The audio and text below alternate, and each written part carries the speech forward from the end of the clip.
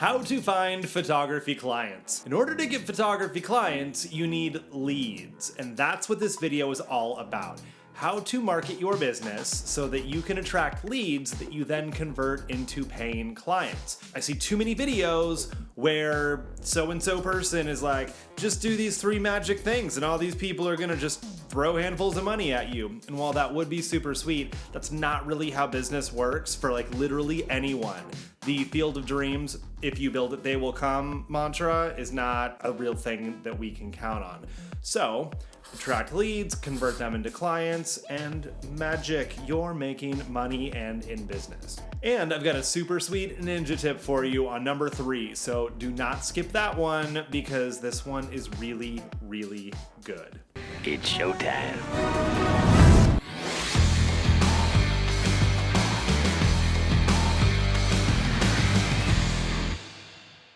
Hello, my name is Mike Lloyd. I run a multi-6-figure photography studio in Silicon Valley, California, and I love marketing. Marketing is cool because it's an experiment. Put on your lab coat, get some safety goggles, and just try things out. That's what marketing is. And anyone who tells you otherwise is lying and trying to sell you something. There's no one formula, there's no magic bullet, nothing ever works the same way twice. So when you watch somebody else's ads, you're like, oh, well, that seems like a pretty cool ad. I'm gonna do the same thing. And then it doesn't book clients for you. That's because it's one piece of the puzzle and you don't even know if it was working for that person because we don't know their metrics. So marketing is always an experiment. You could try ads, you could try a booth at a fair, you could try teaming up with other businesses, and it may work really well one time, it may not work the next time, or it may take 6 or 7 different tries before you figure out how to get a blog post that ranks well on Google. Despite all the keyword research you've done, I could go on and on. So the 3 ways I'm going to talk about getting leads today, because again, we attract tons of leads, we will convert them into clients.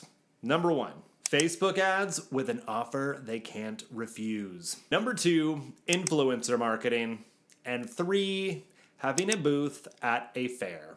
All right, Facebook ads are my absolute favorite thing because you can just hand Facebook some money and they will send you whatever it is that you are generating. Notice I didn't say they will send you clients because it doesn't work that way. If you have bad marketing, then throwing money at it is just going to show more people your bad marketing. But if you have a good offer, hence me saying an offer you can't refuse, then that offer will be presented to more eyeballs and more eyeballs will convert to leads. So there's no magic formula with Facebook ads. Again, you try new things and you figure out what works. So I've run different contests, I've run different giveaways, I've done Valentine's Day promotion, Black Friday sale, and I booked clients with a lot of those things. But the 2 campaigns that have done the best for me over the last 12 years, one of them was in 2020. I know, despite everything going on, I had my best ad campaign ever. I spent about $3,000 and I brought in $230,000 in revenue. I don't know about you, but I will do that every single day of the week. I'll give out $3,000 at a time to every person who walks by if they'll send me $250,000 in revenue. That's a no-brainer, right? So what was the thing I did? And again, this is inspiration. You can try it if you want, but it may not work for you because, again, it's one piece of the puzzle and it was a very timely thing. Anywho, I raised money for local businesses. I teamed up with my Chamber of Commerce because I'm a chamber member, and we basically donated all of my session fees to the chamber, and then we used that money to go buy gift certificates to other local businesses to then give out to people to encourage them to go shopping and buy food from restaurants.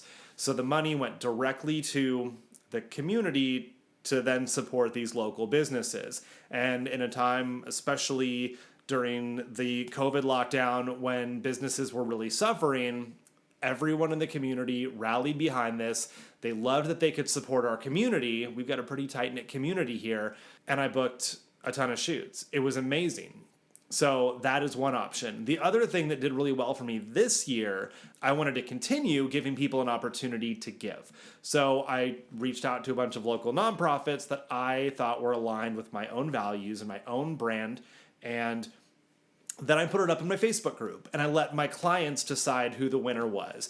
and it was the Silicon Valley Pet Project. They give medical care to shelter animals and then help them get adopted. So I ran a campaign. I'm like, hey, this is a chance to support our furry friends, get an empowering photo shoot for yourself. I'm donating session fees to this organization. Let's support the shelter animals. And I got a ton of business. I booked half my year out in no time just doing this campaign because people want to help shelter animals. And so many people reached out. They're like, I rescue pets. I've donated to shelters. I've adopted and all these different things. And people came together and I booked a bunch of business from it.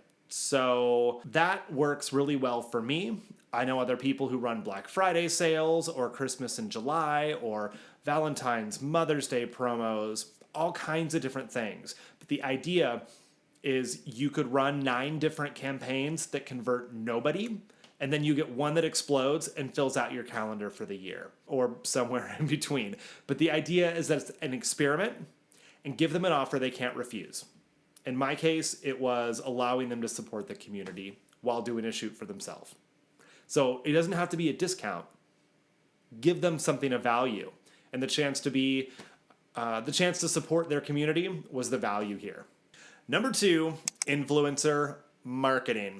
Now, we've all heard about Kim Kardashian getting paid millions of dollars to put on some lipstick and be like, look how hot I am. And then everyone buys the lipstick, right? That is influencer marketing. And you don't need to hire a Kardashian to do it. Air 5. The idea is you find someone who has a following, preferably your ideal client. I mean, you should really only go after people who have your ideal client as their own ideal client. And then you team up to do a thing to put you in front of their brand. So for example, I teamed up with a local lingerie shop, and over Valentine's Day, we did a giveaway for single people. Like Valentine's is about taking care of someone you love. Well, why does that have to be somebody else? Why can't it be you? So we did a self-love Valentine's Day. And people entered into a contact form on my website, and we rando drew a name, and they want to shoot with me, and then a gift certificate to the store to buy new lingerie. And then my stylist is also an esthetician, so we donated like a waxing and a candle set from my candle maker. We had this really cool gift pack and got a bunch of leads and made some money. It was great. It was a great opportunity to team up with that business and do this giveaway. Last summer, I also did a giveaway with my local spray tanner. I know a lot of photographers avoid spray tanners. I always have as well. I found a gem. She's phenomenal. My clients come in not orange, not stripy, so that's why I work with her. But it could be any other business. So we did a thing where anyone who booked a shoot with me that week would get a free spray tan with her. And she advertised it on her own Instagram account. Now, she didn't give anything away. I paid for each of those spray tans. This was my thing. It's like, hey, anyone who books with me through the DMs here, I'll just buy them a tan with you. And she's like, cool. So, I don't know, would we get like 6 or 7 people in a week, which cost me $60 a piece to acquire. My cost of acquisition, $60, because that's what the spray tan session was. Now, I didn't have to pay her above and beyond that, given we've done a ton of other cross promotion. We're great friends now. Whatever you work out is going to be great as long as it's worth it for you. But essentially, I just paid $60 for everyone who booked me, and I brought in 25K in revenue from that promo. Like, I'd say that was a win. And I spent, I don't know, a few $100. I'll do that every day of the week. If I can spend $300 and make $20K, shut up and take my money. But then again, I've run other campaigns with other people that didn't work. It's all an experiment. You just got to try it. All right, number 3, getting a booth at a fair. Now, I don't mean like your county fair. I mean at a wedding fair, a bridal fair, a tattoo convention, somewhere where your people go. And there's different ways you can do this. You can set up a table full of these beautiful photos, and you can offer a promo like half off session fees for everyone who books that day, or some sort of extra thing they get if they book that week, and you collect everyone's emails. And there are a ton of resources out there on how to be successful at a bridal fair. And this video would be way too long if I started focusing on that here. So instead, again, we're here to capture leads. So how do you capture the most leads at a bridal fair? You have a way for people to sign up with you. Could be an iPad. I always recommend having a tablet or a laptop versus having a notebook because people have terrible handwriting.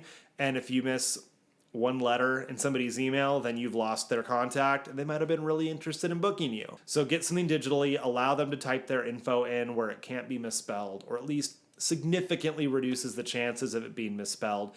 And then you can capture their email address.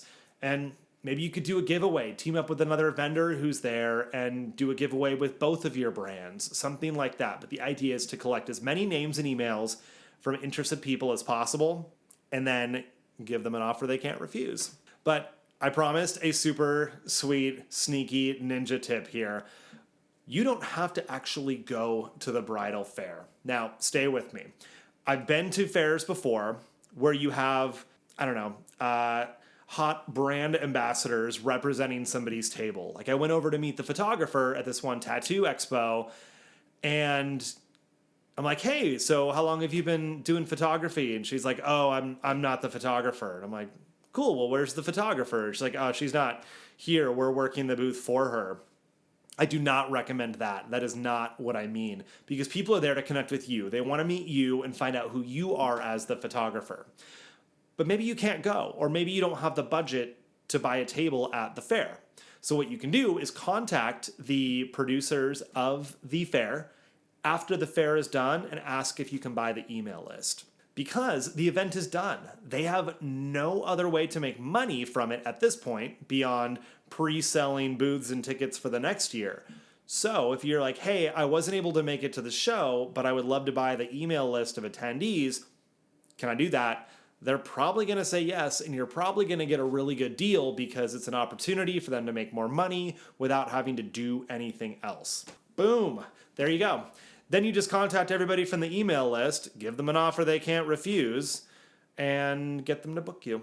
So there we go. This is how to collect leads to find photography clients.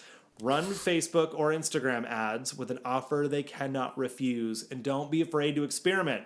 Expect 9 will fail before 1 succeeds. Still be worth it. Number 2, influencer marketing. Find other people whose brands align with yours and who serve your clients.